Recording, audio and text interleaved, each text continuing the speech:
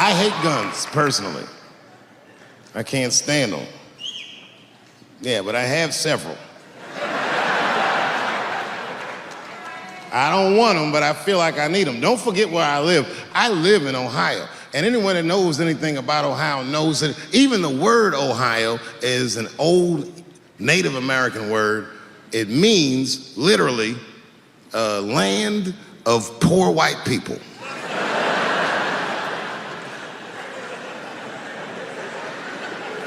And I don't know what's going on down here, but in my experience, poor white people love, and I mean they fucking love, heroin. They can't seem to get enough of it. I didn't even know what I was looking at first. I was just driving like, why are all these white people so sleepy out here? These things.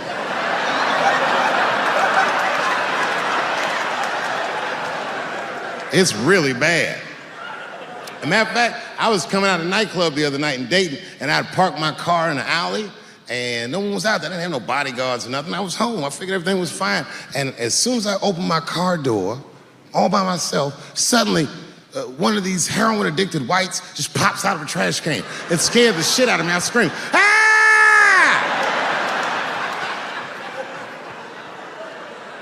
And then I realized it was a woman. She was fucked up. She's like, hey man, relax, okay?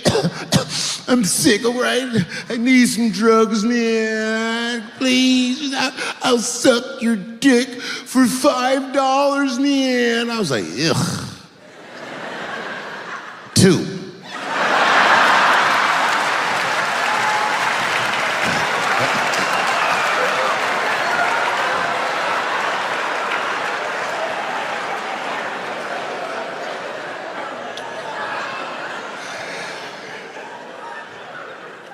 Obviously, I'm joking. This opioid crisis is a crisis. I see it every day. It's as bad as they say. It's ruining lives, it's destroying families. Sadly, you know what it reminds me of, seeing it? It reminds me of us. These white folks look exactly like us during the crack epidemic. You know, it's really crazy to see. And all this shit they talk about on the news about how divided the nation is, I don't believe it. I feel like nowadays we're getting a real good look at each other. It's wild because I even have insight into how the white community must have felt watching the black community go through the scourge of crack. Because I don't care either. Hang in there, whites. Just say no. What's so hard about that?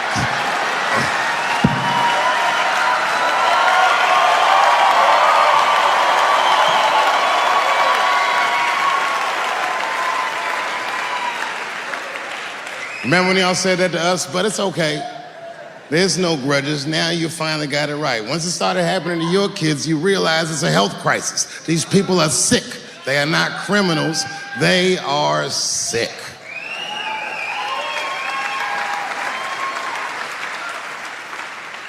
Be that as it may, I'm armed to the teeth.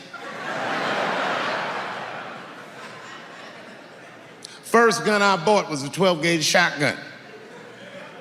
I didn't want the gun. Remember though, I'd moved to a farm and I was sitting there on the porch and I see a white dude walking across my property, entitled, like he's supposed to be there. He had a rifle over his shoulder too. Ain't that a bitch? I said, what the fuck is this guy doing on my property? I was mad as shit, but I was unarmed. So I ended up just waving to this motherfucker like a bitch. I was just like,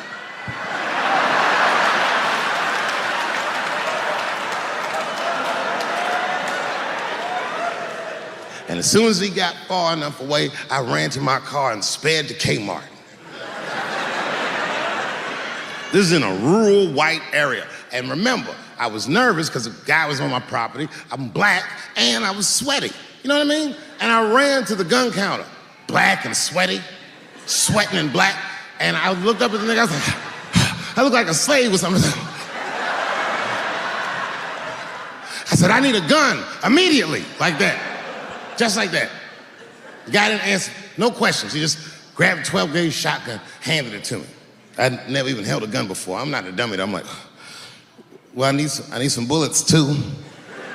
And the guy reached under the counter, put 2 box shells on the counter.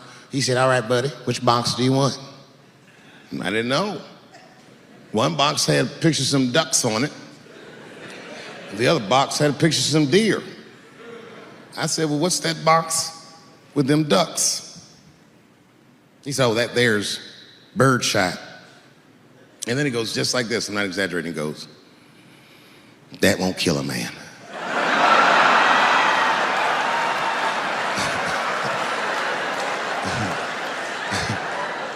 He said, it'll just pepper him up nicely. I said, what the fuck? Pepper? You know what it means to pepper a motherfucker up? It means that when the shell explodes, hot BBs will shoot out of the barrel of the gun, not killing a motherfucker, but penetrating their skin and shallow flesh. Boy, that's gotta hurt. Hot BBs? Ha ha! Remember when Dick Cheney shot a motherfucker in the face and he lived? That was birdshot. I said, well, what's that box with the deer on it? He goes, oh, that there's buckshot. That'll put a hole in the goddamn truck if you wanted to. So which box do you want? And he picked the one with the deer up and shook it.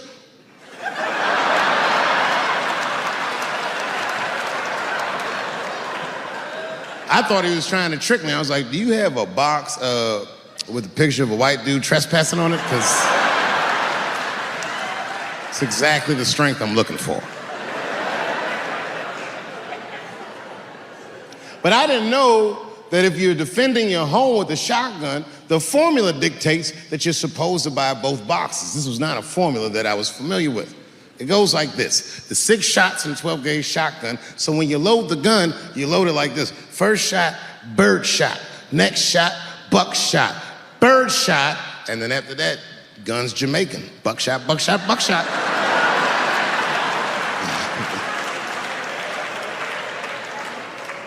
She got to picture it, okay? Like say I'm in bed and I'm sleeping, and suddenly my wife wakes me up. David, wake up. And I'm like, oh, look who's come around. And I pull my dick over the top of my pajamas.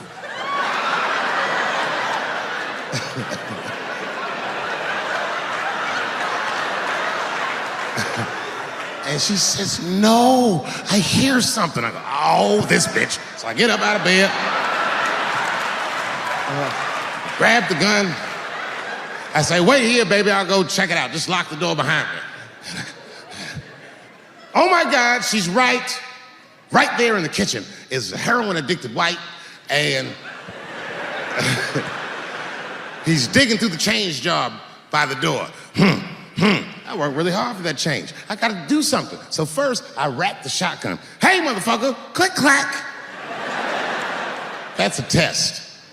That click, clack sound will stop a rational human being in their tracks. But sure enough, this person is not rational. They're sick on drugs. They're digging in the change. I gotta act fast. This nigga's almost got $1.50. I warned you, birdshot. And there it goes. Hot BBs will permeate his yellow heroin skin. Remember, I'm not killing him. I'm just peppering him up nice. He lets out a heroin scream. Yeah.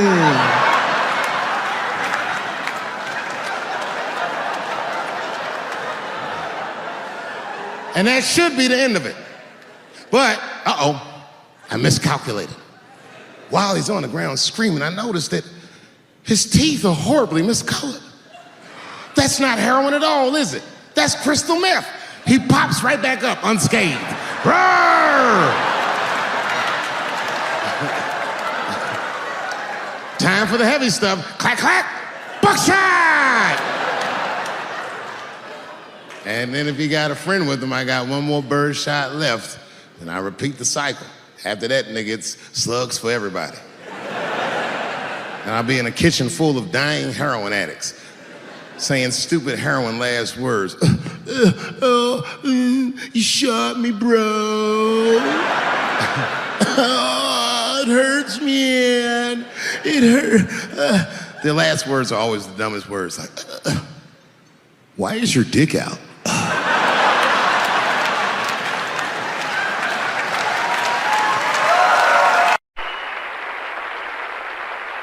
Excellent.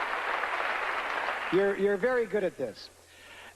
In the Mel Brooks movie Robin Hood Men in Tights, our next comedian reminds us that white men can't jump.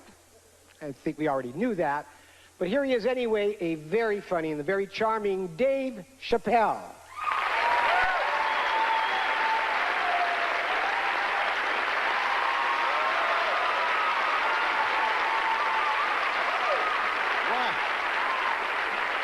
Thank you very much.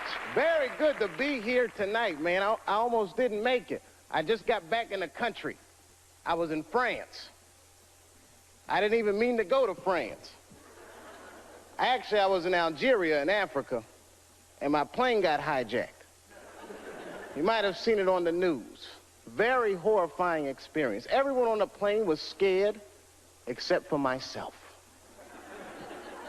I was not, relaxed because I'm a real brave guy. I'm not brave at all. I just know the facts.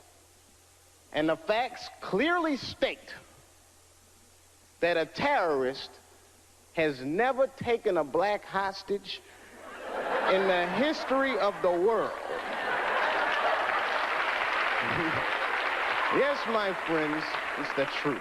You will never see one of us on the news reading one of those letters. They is treating us good. We all just chilling. Because terrorists know what they're doing. I hate to say it. But black people are bad bargaining chips. Terrorists would call up the White House, "Hello, we have got 5 black people. And we will..." Hello? They know leverage when they see it. L.A., man, I just got here a few weeks ago. Very interesting city you guys have here.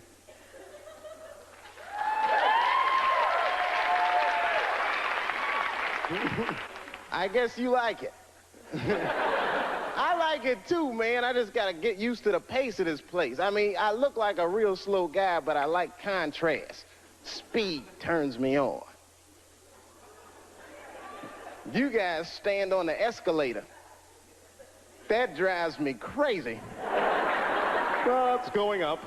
I can't walk around you or anything. And I can't drive too good. I don't like driving anyway.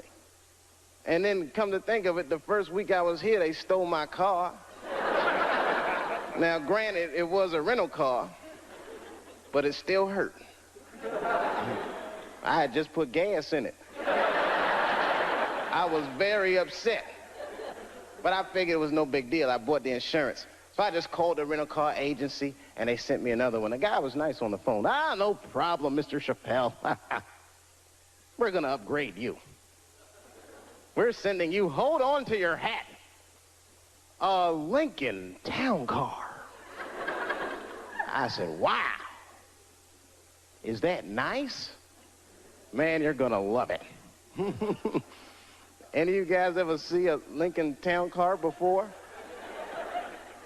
It looked like a big-ass pimp car. I was like, what is this? I couldn't even keep it in one lane. Oh, man. I felt like a pimp in that car.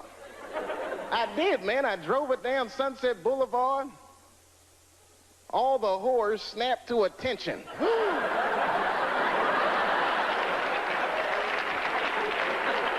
A lot of weird stuff happens here, man. You guys on a roll with your natural disasters and riots and woo! This place is, it really fascinates me. New York is bad, too. I live in New York now. New York's bad.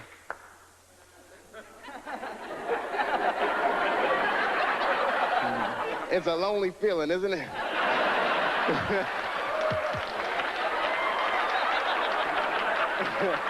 I know how you feel. It's different, isn't it? New York is bad in a different kind of way.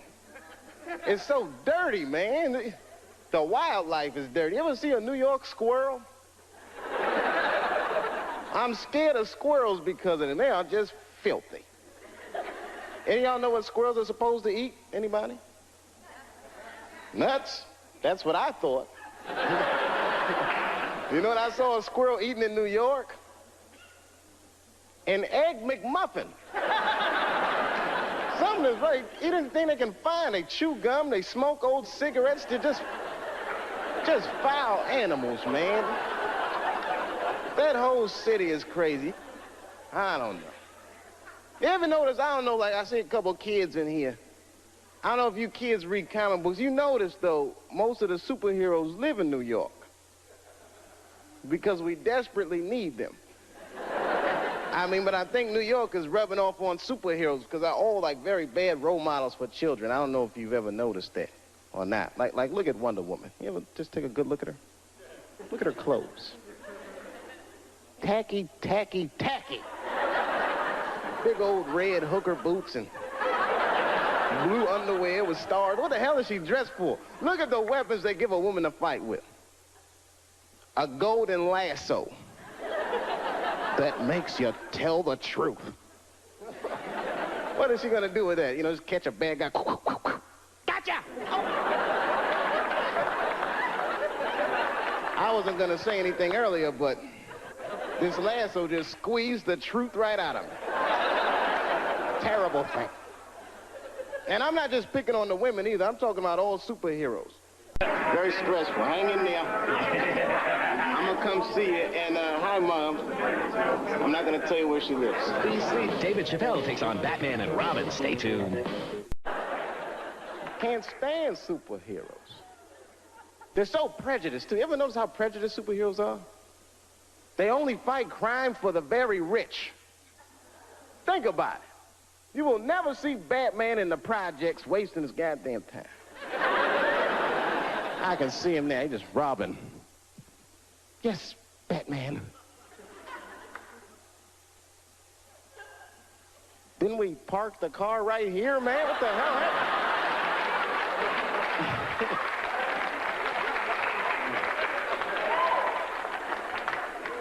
Something about New York. New York diversified me, though. I learned a lot about culture there. I mean, I'm a big culture buff. I don't know. I mean, I don't want to point anybody. Anyone here in the audience Jewish? Shalom. A little something I picked up. Actually, I mean, I like everybody, but I'm going to have to be honest. Jewish people are my favorite white people. You guys are the only ones that can grow an afro if you really wanted to. I am so impressed by that. I just like the whole thing, man, and you party like black people. You're so similar. I went to a bar mitzvah when I was 13. One of the 3 best parties I've been to in my life. We got down. I walked in there. Everyone from school was there. The guy from ZZ Top was on stage. I said, man, this is going to be good. You know, we walked in the synagogue and they gave us them party hats y'all wear. I got a seat in the front. And my friend Charlie Buckholz, that's the guy who was being bar mitzvah, he walked on stage and that whole place got quiet. He picked up these 2 scrolls, started reading from them. He wasn't really reading, he was almost singing. Baruch atah Adonai. Sounded beautiful. Now, I had never been to a synagogue before, but at a black church, if someone on stage is singing, you're supposed to sing along, whether you know the words or not. I did the best I could.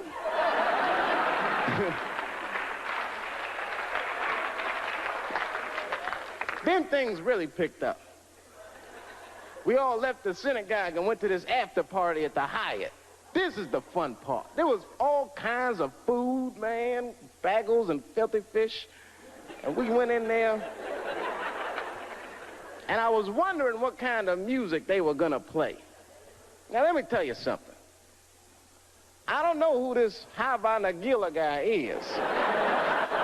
But his album is slamming. They put that music on, the whole place just lit up. Everyone was dancing. I was breaking plates. Hey!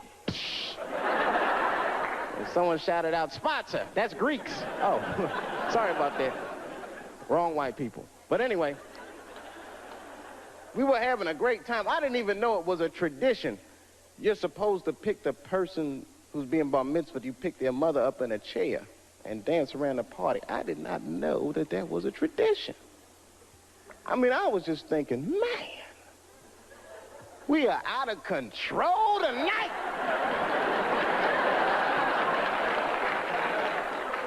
That was fun.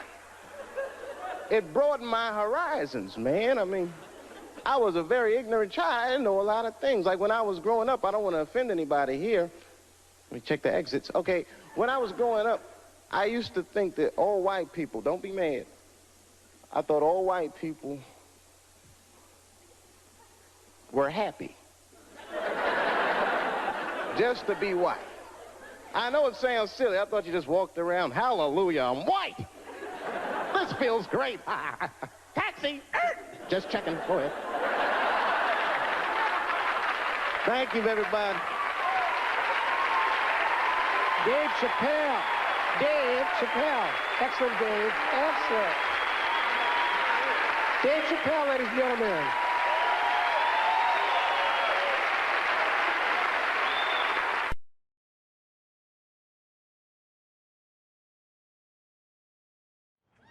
Well, this has been fucking wonderful. I don't know what to say, man. I don't even want this night to end.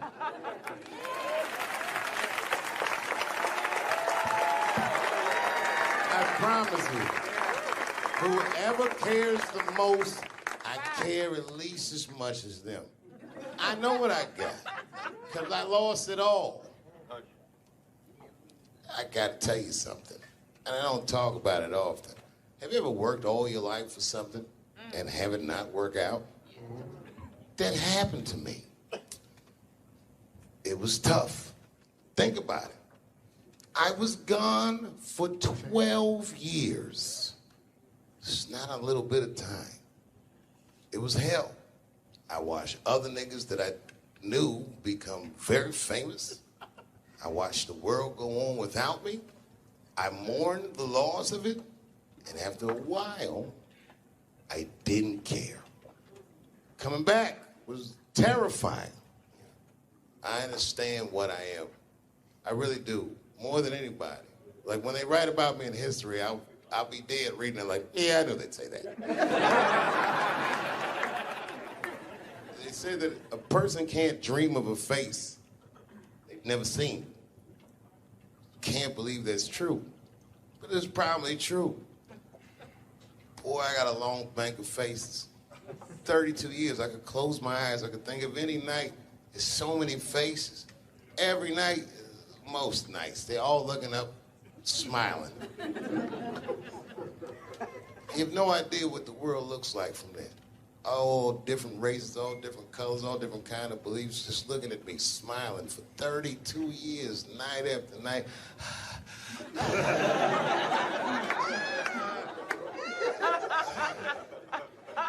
No comedian take that for granted. I swear to God, this might be the noblest of professions.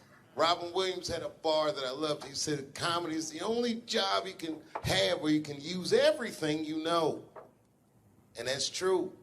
You can use more than you know. You can use what you think. Use it. Don't be afraid. Don't let these bitch-ass niggas button your lip. Say it anyway.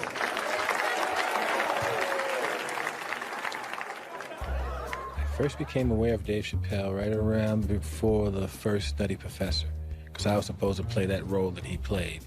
And then I kind of saw him, and I was like, hey, that guy, right, that kid would be funny playing that role. I try to be peaceful, but now it's time for Reggie to karate-size your ass. Woo! Dave is so much smarter than everyone. Like, Dave is one of the most, maybe the most intellectual comedian ever. It took us 400 years to figure out as a people that white people's weakness the whole time was kneeling during their national anthem. That's a brittle spirit. That's right, nigga. On the Rockets, regular. What are you doing, nigga? Stand up! He stretched the art form and his impact on the culture. He is the voice of his generation, without question. Nobody's even close to him. Thinking? No, I've had to learn, and that's where Dave Chappelle has been a wonderful friend and mentor. What did Chappelle say to you that helped you with that? Chappelle said to me, we were doing a show at Radio City together. It was during his run, right? And I was Genius. I was on one of the shows, and he said to me, I said, man, what am I going to tell these? Because I was like, I'm going to do comedy before Dave Chappelle. I was like, Dave, what am I even doing here? And Dave That's said, great. and I said, I don't even know if I'm funny enough to be here. I said, you're nice, and I think I'm a really funny guy, but what am I doing here? And Dave said, look, man, he said, you don't understand something. He said, you're not here because you're funny. He says, I know 100 funny motherfuckers out there. He said, you're here because you're interesting. And he said, anyone can be funny. Not everybody can be interesting. Not everyone can make an audience listen to what they're saying. Not everyone has a wealth of life experience that makes people want to know what they have in their minds. And so that changed my perspective on silence. And so now, if I can hear that an audience is listening, I'm engaged. Well, that is a great piece of advice, not only for comics, but for anybody. Right. Because, wow, the thing that I love about Chappelle, and you just identified it, is he will go. He's interesting. And he is an interesting guy. He's the most interesting man I've ever met. That's what makes Dave Chappelle. Many people are funny. There's a lot of funny stand-up comedians all over the world. Yes. But what makes Dave Chappelle is that he is interesting. It's how he sees the world between the jokes. But all jokes aside, Kevin Spacey shouldn't have done that shit to that kid. He's 14 years old and was forced to carry a grown man's secret for 30 years. Jesus Christ, he must have been busting at the seams with that one. The saddest part is, if he were able to carry that secret for 6 more months, I would get to know how House of Cards ends. Loved was, I can't believe that I've been in this business long enough that we're like the older guys now.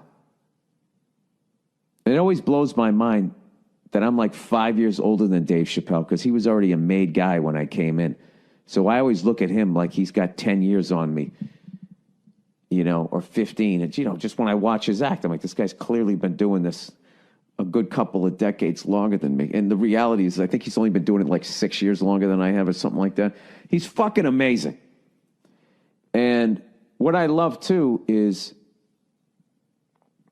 just he's that same, with all that's changed, everybody getting offended, all of this fucking crap, how you get in trouble, he hasn't changed at all. He's just like that same guy that I saw way back in the day when I used to go to the Boston Comedy Club and watch him go on at like 2 a.m. and just start murdering at 2 a.m. And I remember I used to always sit there going, how do you do that? How are you that funny at 2 a.m. in front of a crowd that gave up on the show like an hour ago, and they're tired and they just want to go home? That second he steps on stage, boom, he just starts fucking killing. Dave's a beast. Dave's a beast, man. That's the only man that puts a little fear in my heart. I'm like, okay, it's real. What's he doing? Do you watch him? Do you watch him? Totally. You study? Totally. I got Chappelle. I got an app. I follow him. I'm like, my man Prince Paul always says, competition keeps you in condition. True. So yeah, that's my man right there. The other real special shout out I gotta make, because none of this would have been possible on any level without this person, is my mother. Mom. My mother. Mom. You have no idea what I put this woman through. If you had just given birth to me, that would have been more than enough. But the fact that she raised me and raised me well We had a real oral tradition in our house. I knew the word griot when I was a little boy. A griot was a person in Africa who's charged with keeping the stories of the village. Everyone would tell a griot the stories, and they would remember them all so that they could tell future generations. And when they got old, they'd tell them to someone else. And they say in Africa, when a griot dies, it's like a library was burnt down. And my mother used to tell me, before I ever thought about doing comedy, she said, you should be a griot. And she'd fill me with every story of black life. You know, she's educated in African American studies, and she would let me understand the context that I was being raised in. That I'm being raised in a hostile environment that I have to tame. By the time I was 14 years old, I was in nightclubs, mastering an adult world. It was terrifying. Crack epidemic was going on, and my mother would hear gunshots outside and be scared to death. Maybe it's my son. But early in my career, if you remember, Mom, you used to sit in the club with me. She'd do a full day of work. You'd be back there falling asleep, just waiting for me to go on. She would watch my show every night. Do you know how long that car ride is home?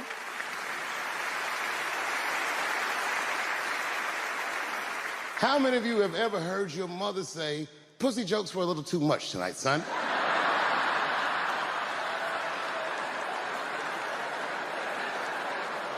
I was a soft kid. I was sensitive, I'd cry easy, and I would be scared to fist fight. And my mother used to tell me this thing, I don't even know if you remember, but you said this to me more than once. You said, son, sometimes you have to be a lion so you can be the lamb you really are. I talk this shit like a lion. I'm not afraid of any of you. When it comes word to word, I will gab with the best of them, just so I can chill and be me.